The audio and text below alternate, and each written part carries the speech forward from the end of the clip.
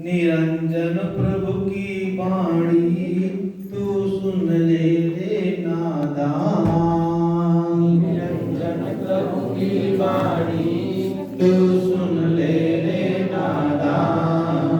सारे बंधन टूटे तेरा हो जावे कल्याण। सारे बंधन टूटे तेरा हो जावे कल्याण।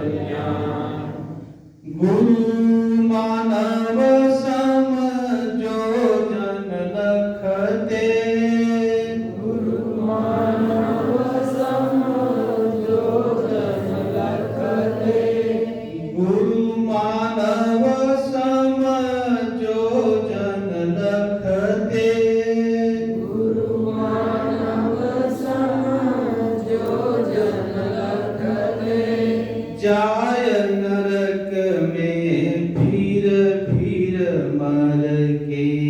जाय नरक में धीर धीर मर के। गुरु बिना न कोई। गुरु बिना न कोई। गुरु बिना न कोई। गुरु बिना न कोई। है मुक्ति दाता महान। है मुक्ति दाता महान। सारे बंधन टूटे तेरा हो जावे कल्याण। सारे बंधन टूटे तेरा हो जावे कल्याण। गूढ़ तत्व नहीं संत छिपाते। गूढ़ तत्व नहीं संत छिपाते। गूढ़ तत्व नहीं संत छिपाते। गूढ़ तत्व नहीं संत छिपाते। आरत अधिकारी जब पाते। आरत अधिकारी जब पाते। ज्ञान का अंजन देकर। ज्ञान का अंजन देकर। ज्ञान का अंजन देकर। ज्ञान का अंजन देकर। सब दूर करे अज्ञान। सब दूर करे अज्ञान। सारे बंधन टूटे तेरा हो जावे कल्याण। सारे बंधन टूटे तेरा हो जावे कल्याण। गुरु के वचन में श्रद्धा जगा लो।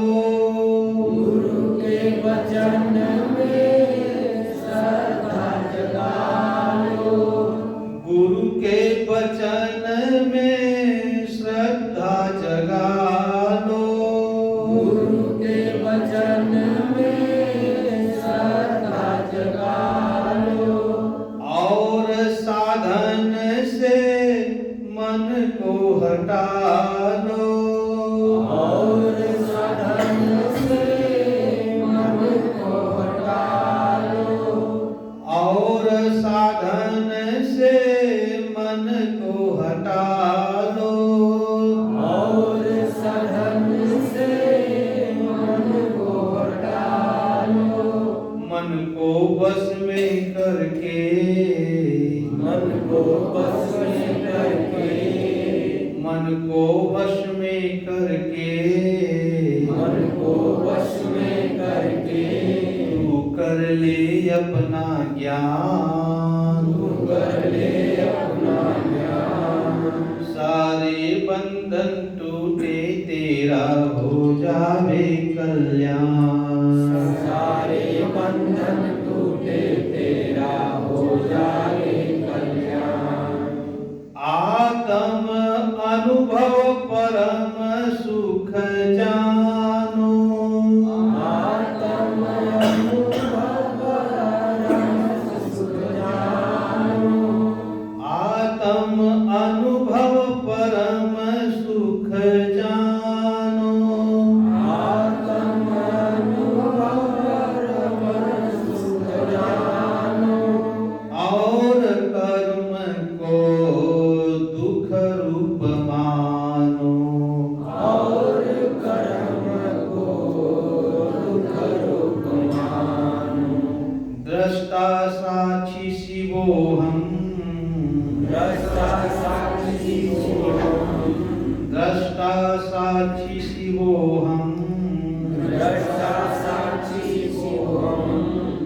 निश्चय से निर्वाण, यह निश्चय से निर्वाण। सारे बंधन टूटे तेरा हो जावे कल्याण, सारे बंधन टूटे तेरा हो जाए कल्याण। निरंजन प्रभु की वाणी तो सुन ले रे नादान, निरंजन प्रभु की वाणी तो सुन ले नादान। सारे बंधन टूटे तेरा हो जावे कल्याण, सारे बंधन टूटे तेरा हो जाए कल्याण।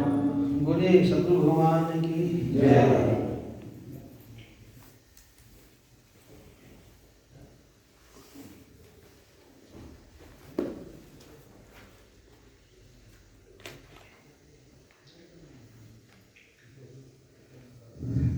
यहाँ तक बढ़ जाओ ना, ये सफेद चादर यहाँ तक बढ़ जाओ इसको।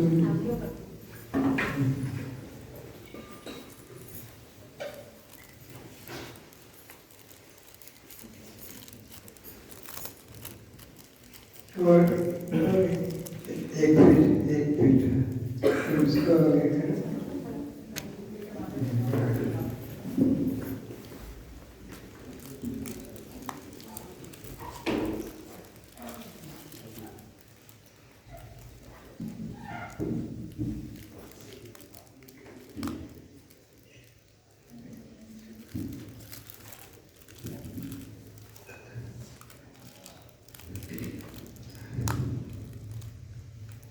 असतो मा सद्गमय, असतो मा सद्गमय, तमसो मा ज्योतिर्गमय, तमसो मा ज्योतिर्गमय, मृत्युर्मामृतं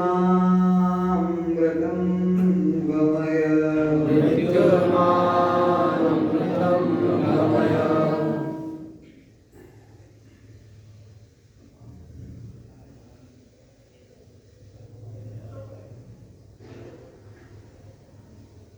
अनादिकाल से, अनादि जब से सृष्टि है, कब से सृष्टि है कोई भी इस बात को नहीं कह सका। कल्पना से, अंदाज से कह देते हैं। तो एक ही शब्द आता है अनादिकाल से। अनादिकाल का मतलब है काल का कभी प्रारंभ नहीं हुआ, ये कोई बताएगा नहीं। सदा सदा से ये सृष्टि चली आ रही है। सृष्टि भी किससे चली आ रही है? जीव के द्वारा। अगर जीव न होता तो सृष्टि में कौन आता? तो हम तुम सब कब से चले आ रहे हैं? जब से ये सूरज है, जब से आसमान है, कब से कोई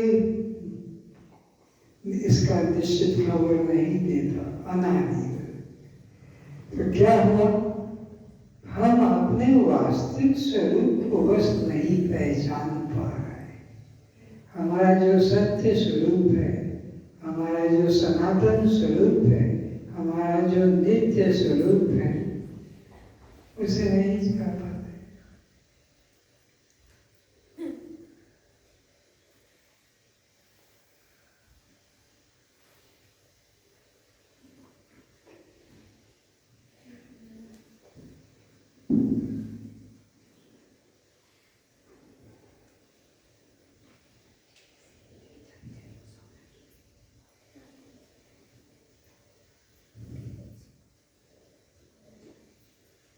तो अभी हम लोग अष्टावक्र महागीता का स्वाध्याय करने के लिए उपस्थित हुए।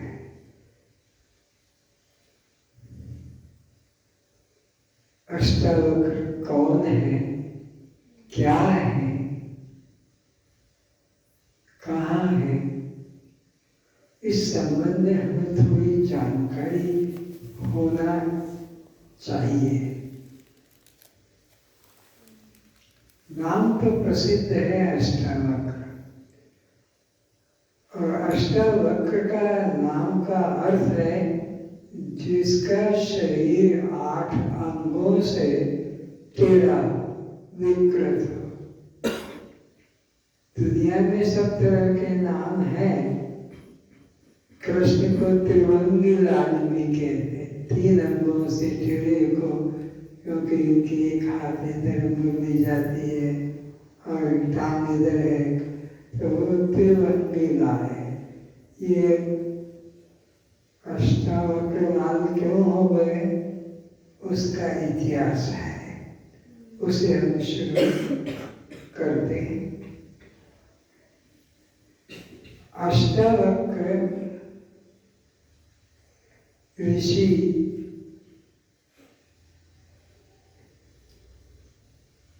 विद्यालय चलाते हैं। विद्यालय में विद्यार्थी आते हैं, घर घर से अध्ययन करते हैं, और समय पूरा होने पे वे अपने अपने घरों को चले जाते हैं। फिर कोई खेती करने में लगता है, कोई व्यापार करने में लग जाता है, कोई पूजा पाठ सिखाने में लग जाता है, कोई ध्यान योग में लग जाता है। तो ऐसे ही अष्टावक्र ये ऋषि की कहानी आगे चलती है। एक कहोर नाम का विद्यार्थी विद्या अध्ययन करने के लिए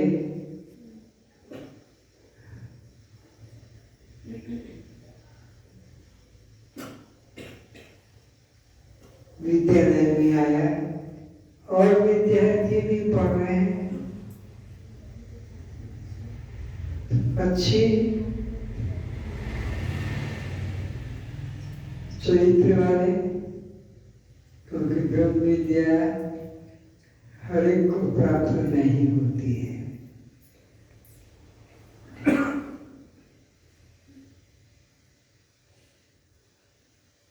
तो उसमें सुजाता नाम की एक विद्यार्थी, महिला विद्यार्थी, लड़की भी है। दोनों क्लास में बहुत निष्ठा से पढ़ते हैं। उद्धालक ऋषि को बहुत खुशी हो रही है कि मेरी लड़की के समान एक कहोर नाम का बालक भी पढ़ रहा है। दोनों की एक जैसी उच्च स्थिति है।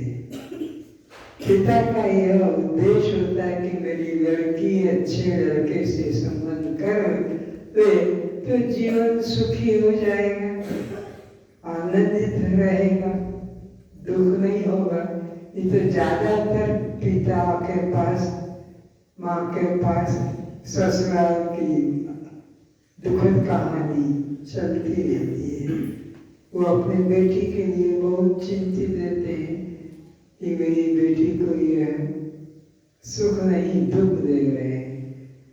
पर सुजाता ने अपने विद्या अध्ययन के द्वारा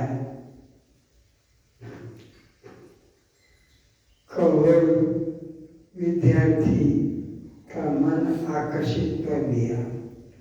बाप सोचता है अगर ये मेरी लड़की का जीवन स्वीकार कर ले कहोर तो बहुत अच्छा होगा। पर ये कैसे कहा जाए कि तुम मेरी लड़की को शादी कर ले? हाँ, एक रास्ता है। जब विद्यालय से विद्या पूरी हो जाती है तो विद्यार्थी गुरु के निकट जाकर प्रणाम करता है और कहता है, गुरुदेव आपने मुझे विद्या अध्ययन कराया, मैं इसके लिए आपका बहुत आभारी हूँ। मैं सेवा करना चाहता हूँ। गुरु की सेवा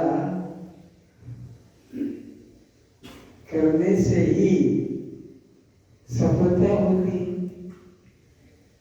तो आप मुझे आज्ञा दीजिए, मैं आपकी क्या सेवा करूं। मौका मिल गया उद्दालक ऋषि को और कहा, अगर तू सचमुच में सेवा करना चाहता है तो देख, तू जैसा अच्छे शिक्षा प्राप्त कर रहा है, अच्छी, मेरी लड़की भी इसी तरह योग्य है। अगर तू उससे विवाह संबंध कर ले तो बहुत सुखी होगा, क्योंकि अब तू यहाँ से जाएगा तो अपना संसारिक जीवन यापन करेगा। गुरुकुल में जब तक रहते हैं तब तक संसार की कोई बात मन में भी नहीं आती है।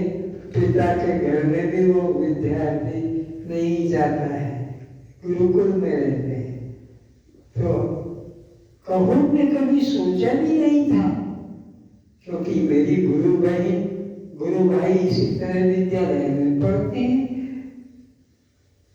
कि मैं और इनसे शादी करूंगा, लेकिन गुरु की आज्ञा का तिरस्कार भी नहीं किया जाता है।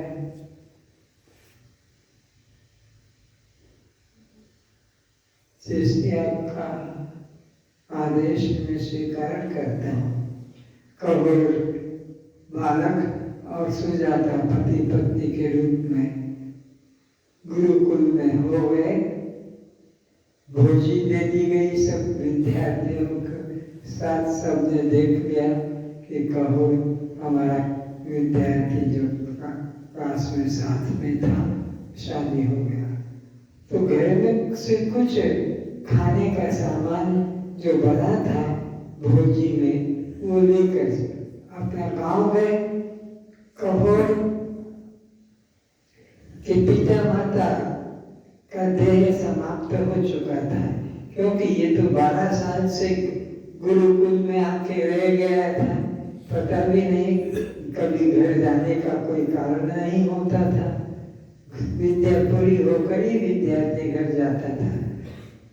तो पुराना गांव, पुराना घर टूटा फूटा साफ सफाई करके उनको एक दिन घर में सफाई में लग गया, क्योंकि वर्षों से टूटा घर था।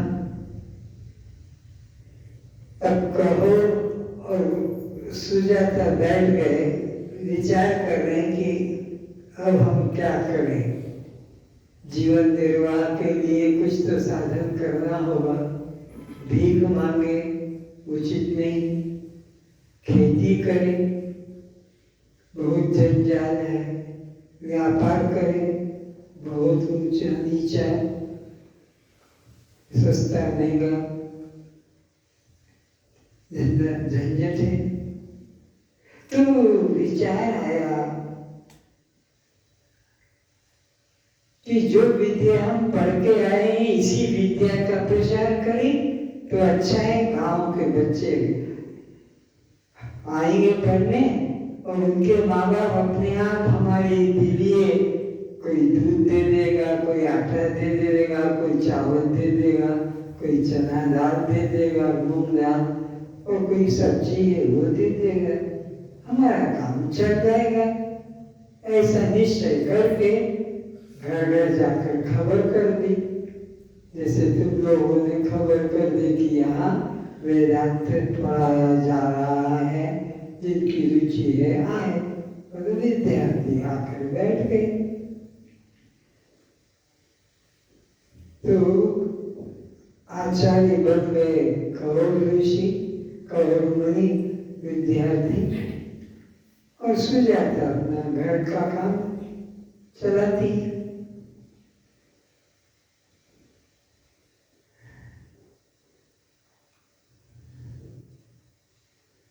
एक दिन सुजाता ने कह दिया कि देखो, हम दो थे, हमारा काम ठीक चल रहा था, गांव वाले हमारे देह के लिए सब कुछ चीजें दे देते, पर अब दो नहीं, हमें तीसरे के आने की सूचना मिल गई।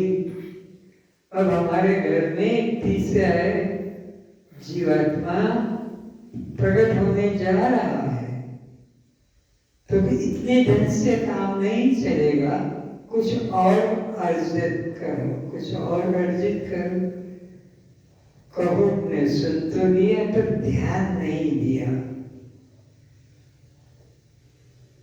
दिन बढ़ते गए, 6 महीने 7 महीने सुजाता को हो गए, तो एक दिन फिर कहा कि तुमने मेरी बात को ध्यान से सुना नहीं, कुछ और धनार्जन करो। राजा जनक विद्वानों की इज्जत करता है, और जो विद्वान है उसको धन और जो जो उसकी जरूरत है देता है।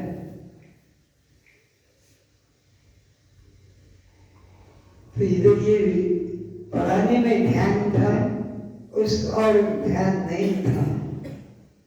तो पढ़ाते पढ़ाते करोड़ मुनि से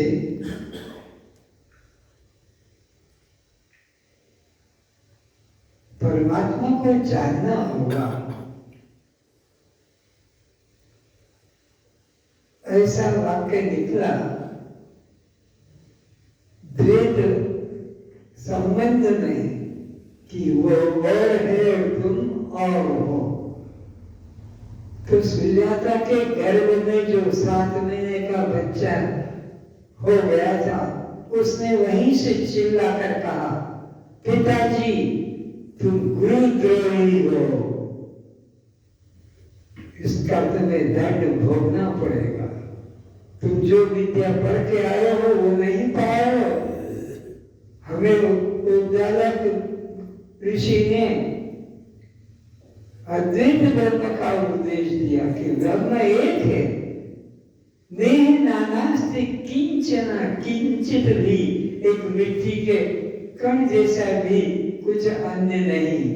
ये महिलाओं के सरने से जो उकड़ी फुकड़ी निकालते हैं, उतना भी वो अलग नहीं हमसे, परमात्मा एक है। तो बाप ने सुना, कबोल ने, कि मेरे इतने विद्यार्थी के सामने इसने मेरा अपमान कर दिया और मुझे कहा कि तुम्हें दंड भोगना पड़ेगा, तुम गुरुद्रोही हो, तुमने द्वैत का उपदेश किया, गुरु ने अद्वैत ज्ञान दिया है। तो गुस्से में के जस्ट तो 8 जगह से टेढ़ा होकर निकलेगा। अष्टावक्र नाम यहां से पड़ा, श्राप दे दिया गुस्से में, बात भूल गया। तो इधर सुजाता ने कहा कि तुम जनक की सभा में जाओ, वो विद्वानों की इज्जत करता है, तुम विद्वान हो तो कुछ लेकर आओ। चला गया। 8वां महीना हम चल रहा है गर्भ का, और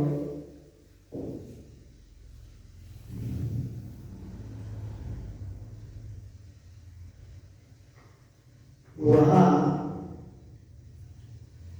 जनक की सभा में एक राजपुरोहित था। राजपुरोहित करते वो आने वाले लोगों की परीक्षा लेता था गांव, क्योंकि यहाँ राजा का नियम था कि जो वो अच्छा आएगा विद्यार्थी, उसको उसके अनुसार इच्छा के अनुसार धन दिया जाएगा जो मांगेगा। तो पहले उसको हराने की कोशिश करता है राजपुरोहित।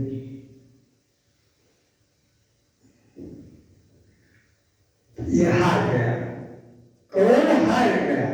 और ये नियम था कि जो हार जाता है जनक की सभा में आकर, बंदी नाम के राजपुरोहित से जो हार जाएगा उसको समुद्र में डुबो दिया जाएगा, एक नियम है।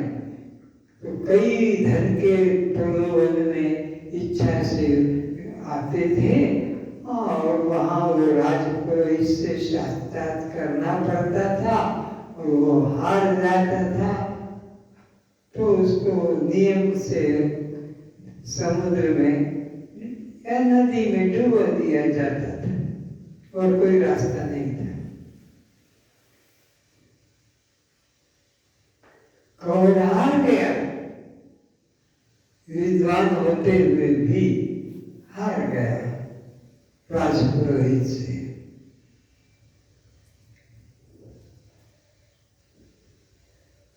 अब सुजाता घर में अकेली, वो प्रतीक्षा कर रही है कि मेरा पति राज दरबार से धन लेकर आएगा।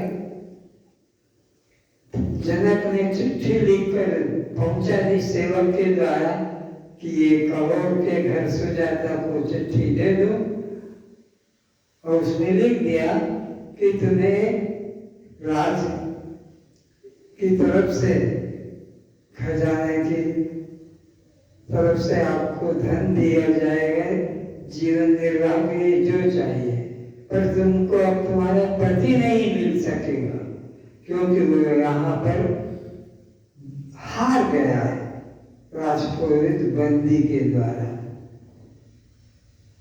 तुम्हें किसी प्रकार का कष्ट नहीं होगा जीवन निर्वाह में, सब यहाँ से मिलेगा। अब इधर दिन बढ़ते जा रहे हैं, 9 महीने के अंदर प्रवेश करने जा रही है।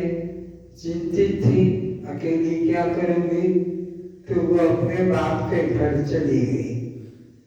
सुजाता अपने बाप के घर में चली गई, यानी पिता के जहाँ पढ़ रही थी विद्यालय में, वही उनका घर, पिता का घर था। और जाकर बता दिया कि इस प्रकार से हो गया है। तो अब सुजाता का एक भाई था श्वेत केतु, वो अपने भैया को भैया बोलती थी, पिता को पिता ही तो बोलेगी। तो वो 9 महीने के बाद वो बच्चा पैदा हो गया, वहीं पर बड़ा होता गया। उद्धारक भी गोद में रखते थे क्योंकि बेटी का बेटा है तो रखते ही थे। उद्धारक श्वेत केतु भी उसको खिला, उसके साथ खेलता था।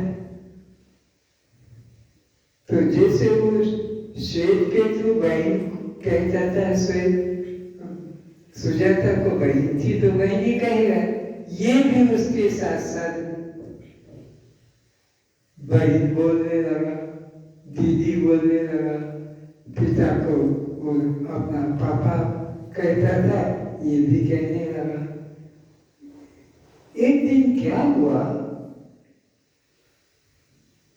अष्टावक्र पिता की गोद में बैठा था।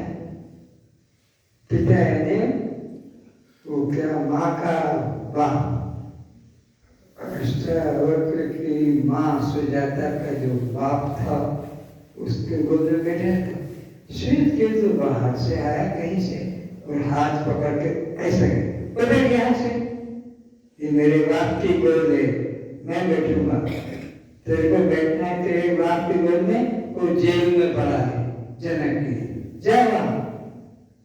वो रोता रोता पास गया वो बच्चा श्वेत अष्टावक्र, मामा मेरे पिता कहाँ है? सुजाता को कुछ पता नहीं था क्या मामला है। बोल क्या तू अंधा है, वहीं से तो आ रहा है और तू कहता है कि मेरा बाप कहाँ है? उसने कहा कि नहीं नहीं वो मेरा पिता नहीं है। धक्का जोर से मारा, और कौन है तेरा पिता? वही तो तेरा सब पालन करता है। नहीं, भैया ने कहा है कि ये मेरे गोद है, मेरे बाप की, मैं इसमें बैठूंगा, मेरा अधिकार है, तेरे को बैठना है तो जा बाप के। वो जेल में राजा जनक की। अब राज खुल गया। अब सुजाता छुपा नहीं पाई इस बात को और छाती से लगा, हाँ बेटा तेरा पिता जेल में, जनक की जेल में। क्या बात है माँ, क्यों जेल में, क्या अपराध किया? बेटा तू गर्भ में था तो तेरी मुझे चिंता सता रही थी कि काम कैसे चलेगा, कोई नौकरी व्यापार तो खेती आदि हमारा नहीं था, बस विद्यार्थियों को हम पढ़ाते थे। उसी से काम चलता था। और तेरे आने की लिए मैंने उनसे कुछ धन और ज्यादा लाने के लिए कहा, तो तेरे प्रति मोह करके मेरी ये अवस्था हुई कि वो गए जनक की सभा में और वहां जाकर हार गए। एक विद्वान ब्राह्मण राजपुरोहित बंदी से। और वो सभा का नियम है कि कोई भी अपने घर या तो जीते तो जाएगा, हारेगा तो समुद्र में डुबो दिया जाता है। फिर पिता की ये अवस्था है। अब ये बालक कह रहे, माँ मेरे को आशीर्वाद दो, मैं अपने पिता को लेकर आऊंगा। अरे बेटा, तेरा पिता जैसे कई विद्वान समुद्र में डाले गए उस राज नियम से, तो नहीं जाएगा। तेरे भरोसे में जीवन चला रही हूँ, तो चला गया तेरा पिता, और तेरे भरोसे रहो, तू मुझे धोखा मत दे, तू मुझे छोड़कर मत जा। नहीं माँ, मैं जाऊंगा, अपने पिता को लेकर आऊंगा। नहीं बेटा, तू बहुत अभी छोटा बालक है, तू वहां विद्वानों की सभा में क्या करेगा? नहीं नहीं, मैं जाऊंगा। जीत कर गया। माँ आंख से आंसू गिरा रही है, बेटा मुझे अकेला छोड़कर मत जा, बेटा मत जा, तेरा पिता तो चला गया, तेरे भरोसे अपने जीवन चला रही, चला गया। वो खड़ी खड़ी दरवाजे पे पकड़ कर रही और गिर गई दुख के कारण। और ये अष्टावक्र राजपथ पे चला गया, गांव के गली से निकल कर 2 कदम आगे जाता था, 1 कदम पीछे दौड़ जाता था। 8 अंगों से छेड़ा था तो सीधा 1-2 ऐसे नहीं आगे बढ़ पाता। 2 कदम आगे जाता, 1 कदम पीछे, 2 कदम ऐसे चलता था। ठीक राज मार्ग पे चला गया। सुबह का टाइम था, 7 बजे का। उधर राज हाथी पर राजा जनक चला आ रहा था, तो बिल्कुल हाथी के सामने, और ये बालक, वो तो सॉरी ये नाम क्या, अष्टावक्र बालक सामने आ गया, हाथी के बिल्कुल पैर पर। तो माँ जनक ने कहा, ऐ हाथी को रोको। रोक दिया और कहा, क्यों रे, अंधा है, देखता नहीं? तो उसने जवाब दिया अष्टावक्र बालक, अंधा तो तू हो गया है, तुझे दिखता नहीं? कोई भी समझदार व्यक्ति अंधे लंगड़े लूले को पहले रास्ता देते हैं। तू अहंकारी, देख नहीं पा रहा मेरी अवस्था? महावत से कहा, इसको निकल जाने, एक्सप्रेस इसको जाने दो, रास्ता अटक है। और वो बच्चा लेकर चला। वही 2 कदम आगे, 1 कदम पीछे, 2 कदम आगे, 1 कदम पीछे। तो पूछा, कहाँ जा रहा है? वो जनक की सभा में जा रहा हूं। क्या करेगा? वहां जो बल्ली नाम का जो ब्राह्मण है, उसको मुझे हराना है। राजा जनक समझ तो गया कि है संस्कारी जीवात्मा, इतनी छोटी उम्र में, और फिर महावत भी काम किया कि जनक की सभा में जाना, जैसे जनक इसका बेटा, ऐसा जनक राजा, धीराज, महाराज 1008 से कुछ भी नहीं बोल के सीधा जनक। महावत से कहा, तू हाथी को दूसरे रास्ते से ले जा और मुझे राजमहल पहुंचा दे, क्योंकि वहीं जाने वाला, और इसे कोई अंदर घुसने नहीं देगा, और ये विद्वान है। तो राजा तो पहुंच गया महल में दूसरे रास्ते से। उस सभा में पंडितों के 1000 पंडित अंदर बैठे थे, क्योंकि सब तो उत्तर देने का साहस करते ही थे, क्योंकि उत्तर देने में गए और हार गए तो समुद्र में, इसलिए कहीं बैठ गए, ड्राफ्ट ले लिया, हम नहीं, हम सुनेंगे बस। तो कई हजार से ज्यादा लोग अंदर सभा में बैठे थे। ये जब द्वार पे पहुंचा, राजद्वार पे, तो वहाँ वो खड़े हैं सेना, वो जो पुलिस के अधिकारी तलवार हाथ में लिए, क्यों खड़ा है, आटा चाहिए, कपड़ा? अरे मैं भिखारी नहीं हूँ, तो कहीं क्या मरने आया है, क्या है?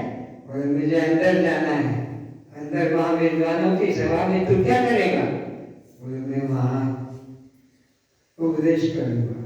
ये बात सुनाई पड़ गई, जनक को अंदर बैठ गया हो जाकर, और द्वारपालों से कहा आने दो, इसे अंदर आने दो, और ये अंदर चला गया। और जैसे अंदर गया तो इसको देखकर वो जो हजार लोग बैठे थे अंदर, वो जोर से इसकी अवस्था देखकर और खिलखिला पड़े, और उछक के झटका देके उछाल के अपने को बैठ गया सिंहासन। राजा का जो राजा ने अपना सिंहासन छोड़ दिया था कि कोई तो जीतेगा और राज्य में उसको दे दूंगा, तो मेरा तो इस पे अधिकार होगा ही नहीं। तो अब उसको देखकर सारी सभा जोर से खिलखिलाकर हंस पड़ी, क्योंकि 8 अंगों से टेढ़ा, गर्दन किधर, कंधा किधर, पेट किधर, पांव किधर, हाथ किधर, और ये बैठ गया राज सिंहासन पर और हंसा। और ये सब लोग हंसे, तो इसने सोचा मुझे ईंट का जवाब पत्थर से देना होगा, और ये ऐसी हंसी हंसा कि सबकी हंसी बंद हो गई। ये किसको देखकर हंस रहा है? अपने अपने पर चिंता जागृत हो गई, ये कैसे हंस रहा?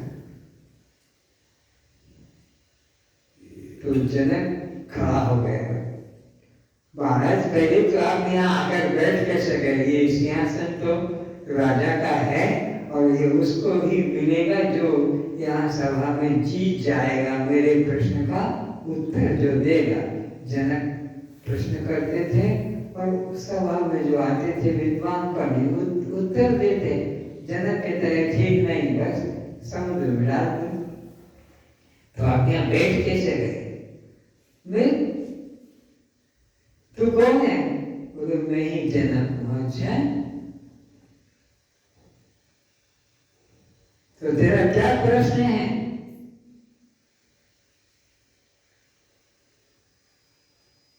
यह सत्य कि वह सत्य, ये प्रश्न तो है, ये सब पूछा जाता है, जो उत्तर देगा ये सिंहासन उसके लिए है, तेरे को यहाँ बैठने का अधिकार नहीं। तू यहाँ कैसे बैठा? मैं आया था उसी का उत्तर देने को। मैंने सुना था कि जनक की सभा में ब्रह्म चर्चा, आत्म चर्चा होती है, आत्मनिष्ठा। मैंने तो देखा यहाँ कि ये चमारों की सभा और उसमें ब्रह्म चर्चा, ये कैसे? आश्चर्य लगा मुझे। जनक ने कहा होश में बात करो, यहाँ सब ब्राह्मण हैं, उच्च कोटि के ब्राह्मण हैं, आपने इनको चमार कैसे कह दिया?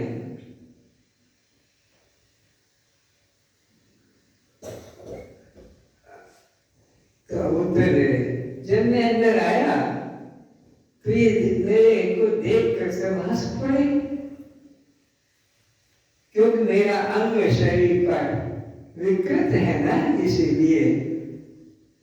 तो मैंने सोचा ये ब्राह्मण नहीं है, ये चमार है। फिर चमार कह दिया, हाँ, क्योंकि देख शरीर को देखकर हंसी, तेरा मेरा।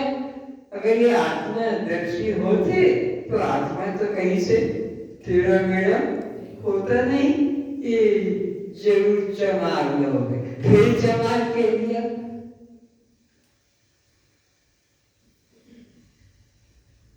तो मेरे प्रश्न का उत्तर दो, फिर मालूम पड़ जाएगा तुम क्या हो। तो कहे चल प्रश्न कर। पहला प्रश्न करना है,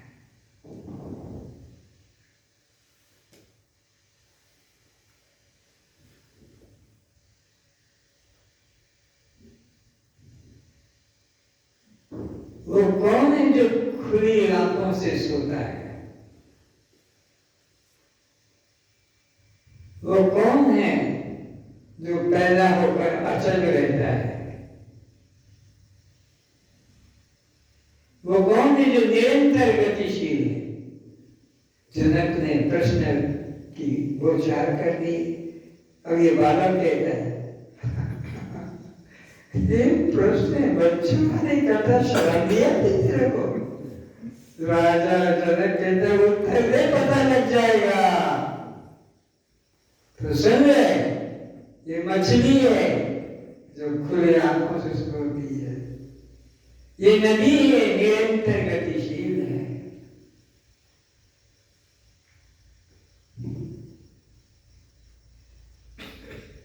और ये अंडा है जो पैदा होकर अचल रहता है, हिलता डुलता है।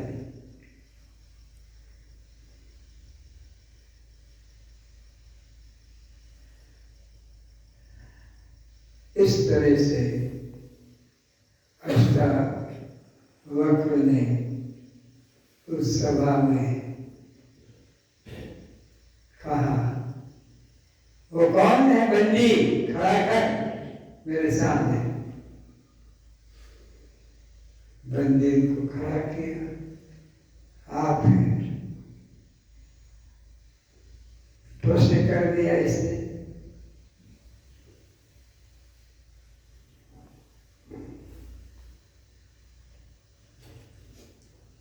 और बंदी को हरा दिया।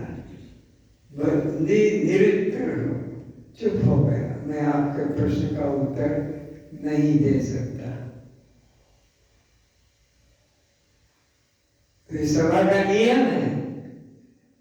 जनक खड़े होकर कहते हैं जो हार जाएगा समुद्र में। तो खड़ा समुद्र के किनारे तक ले गया और बोले तुझे मारने नहीं आया हूं, तूने निर्दोष कई लोगों को इस नदी में समुद्र में डुबा दिया प्रश्न कर करके।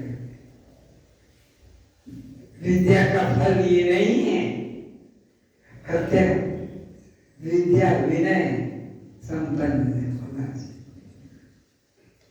जीवन दान देने के लिए, जीवन लेने के लिए विद्या नहीं।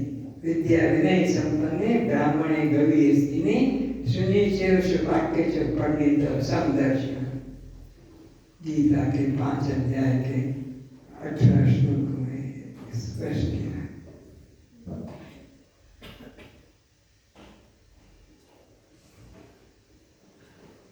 तो अब वहां से वापस आ गए, समुद्र से डूबे नहीं। वो कहता मैं जब नीचे जाऊंगा तो मेरा पिता समुद्र के नीचे यज्ञ कर रहा है, उसमें यज्ञ के लिए ब्राह्मणों की जरूरत थी। तो मृत्यु लोक में से मैं यहाँ से भेज रहा था डूबो डूबो कर उनको।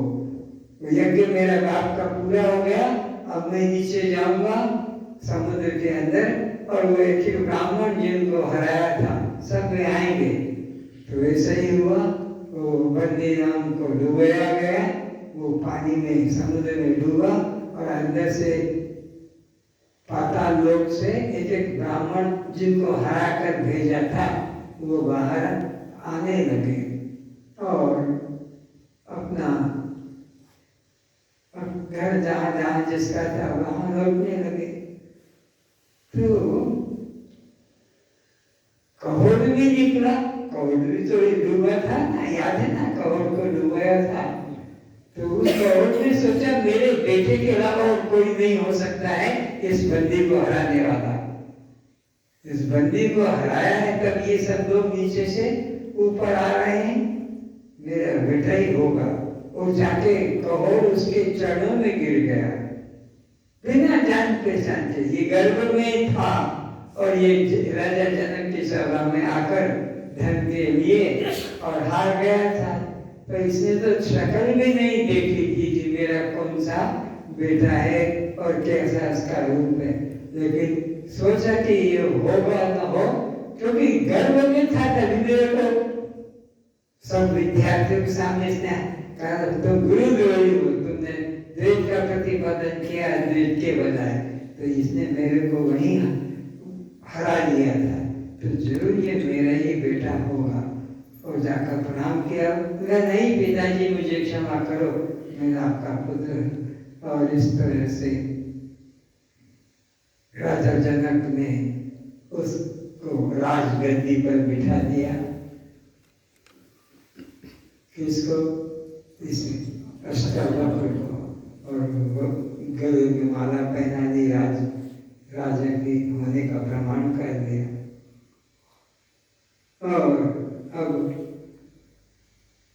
उपदेश करके कहा कि तुम राजकार्य संभालो नौकर की तरह, अब मैं राजा हूँ, मेरी बात मानी। जनक से कहा अब तुम सेवक बन के इसका राजकार्य का काम करो, तुम चलो। मैं अपने बाप के गांव जाता हूँ, अपने पिता के साथ, कौर के साथ, और अपना गांव जा रहे हैं उद्दालक ऋषि के पास जहाँ पढ़ते थे। और जाकर पर सुजाता को खुशी आनंद, क्योंकि वो तो सोचे गया है कोई आएगा नहीं, बाप ही जब मर गया वहाँ जाकर ये बच्चा क्या करेगा, लेकिन अपार खुशी हुई। इस तरह से यह विषय चला। तो ये है अष्टावक्र ऋषि, जिन्होंने की जनक की सभा में राजपुरोहित को हराया और अपना पिता को भी उच्च स्थान दिलाया। अब आप उस अष्टावक्र ऋषि के सिद्धांत को इस महागीता के माध्यम से श्रवण करेंगे। पर समझ में आ गया होगा कि कहोड़ कौन था, सुजाता कौन थी, और वो बंदी नाम का ब्राह्मण कौन क्या था, क्या करता था, सबका थोड़ा थोड़ा सा स्मृति आ गई। अब पढ़ के सुनाते हैं क्या कहा गया। ओम श्री परमात्मने नमः। जनक उवाच कथं ज्ञानमवाप्नोति, कथं मुक्तिर्भविष्यति, वैराग्यं च कथं प्राप्त, मे तद्ब्रूहि मम प्रभु। एक समय राजा जनक ने अष्टावक्र जी से अपने कल्याण हेतु 3 प्रश्न किए हैं। अब प्रश्न की बात आती है कि राजा ने अष्टावक्र ऋषि से 3 प्रश्न किए। मुक्ति क्या है, ज्ञान क्या है, वैराग्य क्या है। अलग अलग 3 प्रकार के प्रश्न पूछा अष्टावक्र से। तब अष्टावक्र जी इसका उत्तर देंगे। ज्ञान कैसे प्राप्त होती है? क्या कहा? ज्ञान कैसे प्राप्त होता है, वैराग्य क्या होता है, और मुक्ति की प्राप्ति। अलग अलग ढंग से प्रश्न किए, लेकिन ये क्रम से कहता पहले वैराग्य, फिर ज्ञान और फिर मुक्ति। इस तरह क्रम होता है।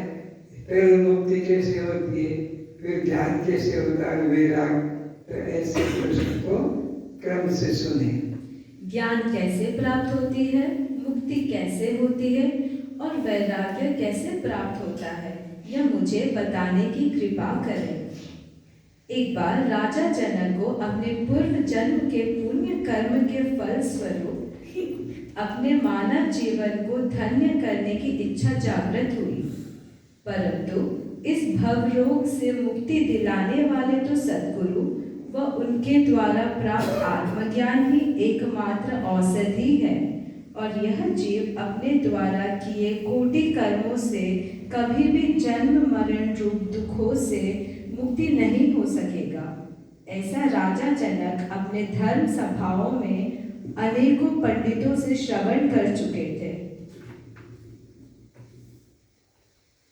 भले ही कोई शास्त्रों की अच्छी प्रकार व्याख्या, प्रवचन, टीका आदि करे, देवताओं का यजन करे, नाना प्रकार के निष्काम शुभ कर्म के अथवा देवताओं को भजे, तथापि जब तक ब्रह्म और आत्मा की एकता का बोध नहीं होता, तब तक 100 ब्रह्मों के समय बीत जाने पर भी इस जीव को अपने मन कल्पित किए साधनों से मुक्ति की प्राप्त नहीं हो सकेगी। तुम ये ऐसे यहाँ बैठ जाओ, इष्टुंग के सामने, इधर आ जाओ, यहाँ तो माइक इधर कर दिया, बैठे इधर बैठो।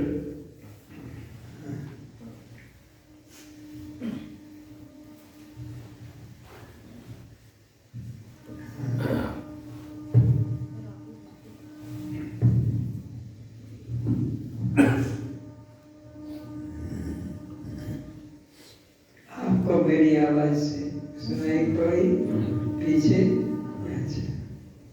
भले ही कोई शास्त्रों की अच्छी प्रकार व्याख्या, प्रवचन, टीका आदि करे, देवताओं का यजन करे, नाना प्रकार के निष्काम शुभ कर्म करे, अथवा देवताओं को भजे, तथापि जब तक ब्रह्म और आत्मा की एकता का बोध नहीं होता, तब तक 100 ब्रह्माओं के समय बीत जाने पर भी इस जीव को अपने मन कल्पित किए साधनों से मुक्ति की प्राप्त नहीं हो सकेगी।